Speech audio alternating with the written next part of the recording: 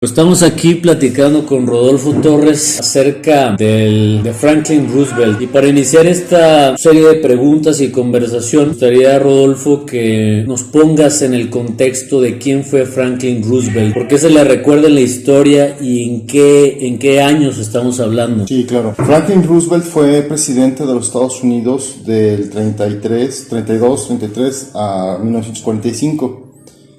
Se le recuerda principalmente por haber sacado a los Estados Unidos de la Gran Depresión mediante mecanismos poco ortodoxos o contrarios a lo establecido en la economía liberal.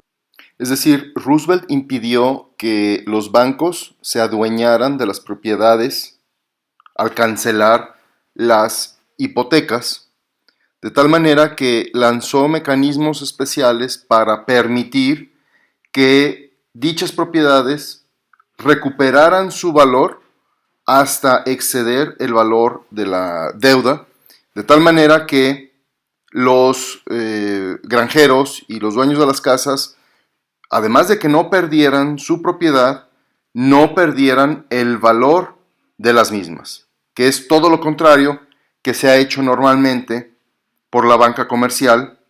En el momento en el que no puedes pagar, te quitan la propiedad. ¿Qué vendría siendo, como hablas de que fue poco ortodoxo, qué era lo ortodoxo en ese tiempo? Bueno, en ese tiempo, como en la actualidad, lo ortodoxo dice que hay que recortar el gasto presupuestal, aumentar impuestos en general y bajar los impuestos a los ricos para que supuestamente utilicen su capital para invertir en la economía, aumentar los precios de los servicios públicos e incluso privatizar muchos de estos servicios.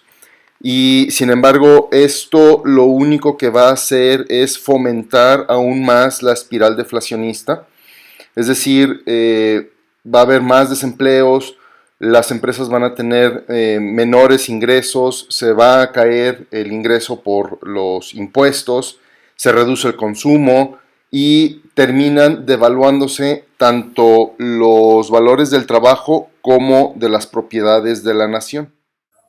En otros lugares, a nivel internacional, porque la Gran Depresión fue internacional, podríamos mencionar el caso de Alemania. Guillermo Lautenbach también estableció un programa que no se dio por la llegada de los nazis al poder, pero Lautenbach también hizo ese cuestionamiento. Bueno, ¿cómo lo hacemos en un momento en el que Alemania tiene una hiperinflación, una crisis un poco diferente que la de Estados Unidos, pero a final de cuentas una crisis en medio de la Gran Depresión internacional? ¿Cómo lo hacemos nosotros alemanes para poder salir y reactivar nuestra economía y salir de la Gran Depresión? Bueno, pues él simplemente desarrolló el preámbulo para el crédito nacional, el crédito soberano. Ojo, en medio de que no hay crédito nacional o interno por parte de los bancos comerciales y tampoco hay crédito por parte de la banca internacional. Entonces dices, bueno, como gobierno tengo yo que crear un crédito nacional soberano respaldado por el gobierno, pero a final de cuentas igual de bueno que uno internacional o uno comercial interno. ¿Qué sucede en este tiempo? Porque yo he venido escuchando desde tiempo atrás que la economía mundial ya era algo insostenible, que se acercaba una gran ruptura e incluso le llaman que viene un nuevo orden económico y político. Esto que estamos viviendo, no sé si es el inicio de aquello que se venía hablando. ¿Y cuál es tu lectura a estos sucesos? Bien. Pues recordarás hace ya casi 10 años, 12 años, yo hablaba de una crisis venidera. Por allá del 2006-2008 tronó la crisis inmobiliaria. Bueno, para recapitular un poco, los Estados Unidos con el gobierno de Obama lo que hicieron fue implementar una serie de rescates financieros, paquetes de rescate financiero. Empezó Obama en el 2008 con un paquete de $700 mil millones y terminó 2014, 2015 con poco más de 3 a 4 cuatrillones se calcula. El problema es que emitir deuda no es del todo malo como lo plantean la escuela liberal o algunos economistas. ahí depende de la calidad de la deuda. Si tú emites deuda o imprimes dinero como deuda, que es algo legítimo, pero la diriges hacia actividades que no están, digamos, respaldadas en físico. Tú, por ejemplo, cuando pides una deuda como empresa y dices, bueno, yo voy a comprar esta maquinaria, voy a producir este producto, voy a construir esta obra, está respaldado en físico porque ahí está el dinero, ¿no? Y además, si tú generas una obra productiva, pues no solamente tienes el respaldo en físico de la maquinaria y de la materia prima, sino que también la producción va a ser parte en un futuro de ese pago de la deuda. En contraste con los rescates financieros de Obama, se fueron a rescatar el mundo corporativo norteamericano, que estaba endeudado porque los dineros que ellos usaron fue para especular en la bolsa, en instrumentos financieros muy sofisticados como futuros, derivados, forwards, etcétera, que no necesariamente tienen un respaldo físico. Entonces, las ganancias que tienen esos instrumentos puede ser muy volátil. Como bien puedes ganar 1000% en una semana, 24 horas, un año, bien puedes tener ese 1000% de pérdidas en el mismo periodo de tiempo. Ahora, el punto aquí es que dentro del sistema financiero tienes un mecanismo de endeudamiento inverso, se le llama apalancamiento inverso. ¿Qué quiere decir eso? Simplemente que los fondos especulativos por $1 en físico, en billete que ellos tengan, pueden adquirir deuda a través de estos instrumentos financieros por 10,000, por 20,000, por $100,000. Entonces imagínate la presión económica que pueda representar la pérdida de un 5, un 10, un 2% de $100,000 en instrumentos financieros con respecto al dólar que tú tienes. Si tú pierdes el 10% de $100,000, serían $10,000. Tú solamente tienes $1 para pagar.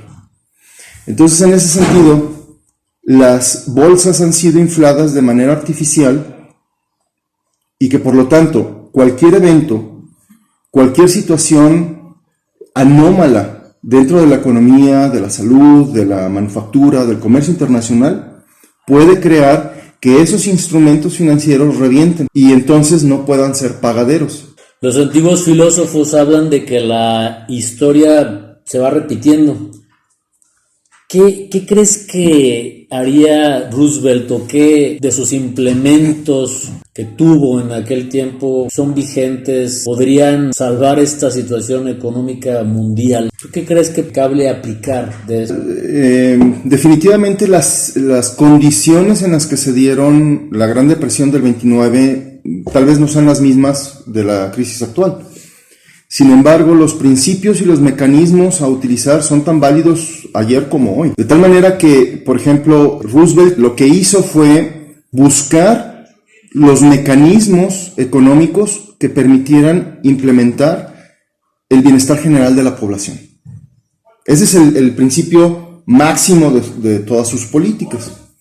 Entonces, bajo ese concepto, el siguiente subconcepto sería buscar una justicia en todos los aspectos de la economía. De tal manera que habría que poner orden, habría que incentivar, habría que frenar, habría que un nuevo esquema de trabajo de cooperación entre industria privada, obreros, gobierno. De tal manera que, por ejemplo, Roosevelt, uno de los principales programas es el empleo de mano de obra descalificada a través del programa de cuerpos civiles de conservación. Además de haber sido el programa más exitoso, más famoso de Roosevelt, que empezó empleando poco más de 250,000 jóvenes de entre 18 y 35 años, sin experiencia laboral, a trabajos del bosque, terminó en 9 años empleando aproximadamente 3 millones de personas. Entonces Roosevelt lo que hizo fue, a través de este programa, revalorar los recursos naturales de los Estados Unidos y crearles un valor agregado. ¿Cómo? Plantando más de 3,000 millones de árboles en 9 años, generando las obras de infraestructura necesarias para evitar la erosión de los suelos.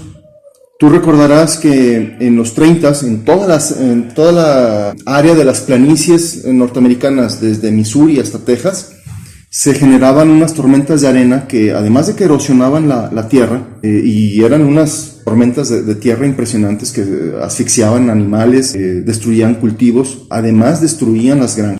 Además de que también generaban una erosión cada vez mayor del suelo, eran generadas precisamente porque había una deforestación en esas áreas. Entonces lo que el planteamiento de Roosevelt fue plantar esos 3,000 millones de árboles en esa zona para evitar tanto la erosión como que las lluvias o los ríos en inundaciones arrastraran toda esa tierra.